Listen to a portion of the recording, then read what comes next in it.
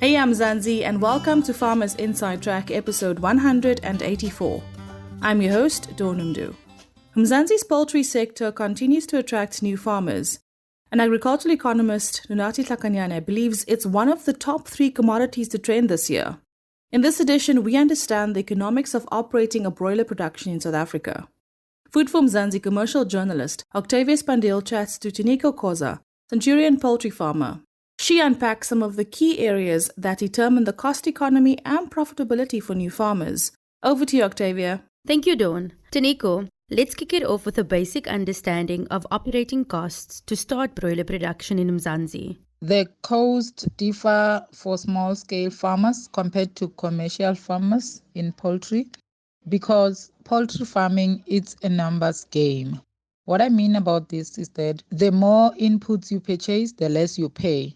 How do costs differ for small-scale farmers compared to commercialized farmers? If you are a small-scale farmer, you will start small, obviously buying from 100 or upwards, and you will pay more, but a commercial farmer will buy in bulk and will get even cheaper prices on day-old chicks because they will be purchasing in bulk. So you pay more because you are starting small and you can't negotiate. The commercial farmer has an upper hand in negotiating the price. As a small-scale farmer, you don't get the power to negotiate for prices. You take what is given or presented to you. Can you share an example of capital-intensive input and output costs in broiler production? For example, 100 beds per batch. The inputs costs are feeds, meds, chicks, bedding, electricity, and water.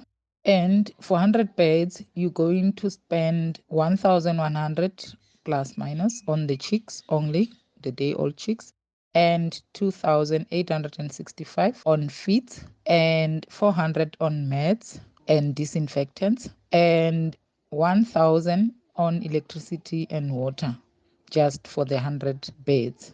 Your output, which is the product that you're going to produce, will give you an amount of 7,000, depending on the area where you are and the market price. And you less your cost, which totals to 5,665. You less that from 7,000, and then you'll have, I wouldn't call it a profit, but yes, of 1,335 per 100 beds. Can you also share an estimation of when farmers will be able to see a profit in the broiler business? A farmer can start seeing a profit in the broiler business when they start breeding a minimum of 500 birds per batch. And you can break even from the 4th batch upwards. Anything from a minimum of 500 birds per batch, not your 100 times 5 batches. Minimum of 500 per batch, that's when you can start seeing profit. And finally, any advice for farmers who doesn't know where to start for potential funding, where they can go for help? I would advise that you start with the market research. Do your research and then approach the Department of Agriculture in your area because they have all the relevant information, including funders info. Thanks, Octavia and Tinyiko Khoza, centurion poultry farmer. For more advice on this topic, visit www.foodformzansi.co.za. That's under Farmers Inside Track.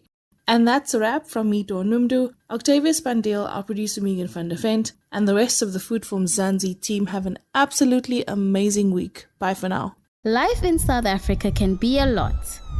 Scroll through Twitter for a minute and tell me I'm wrong. Thank God for South Africans though, right? We're inspiring, and even on the bad days, we fight back with a smile. That's why I love Food for Mzansi so much. They're not ashamed to celebrate the ordinary unsung heroes who work every day to put food on our nation's tables. Go to foodformzansi.co.za and never miss an inspiring story.